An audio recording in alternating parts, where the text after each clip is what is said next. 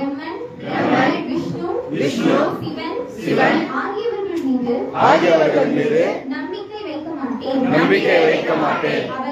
அவர்களை வணங்கவும் மாட்டேன்.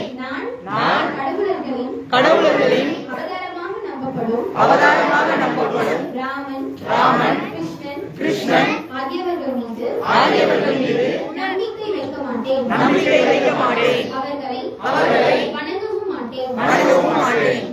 நான் கௌரி, கணபதி மற்றும் இந்துக்களின் மற்ற ஆண் பெண் கடவுளர்களின் மீது நம்பிக்கை வைக்க மாட்டேன்.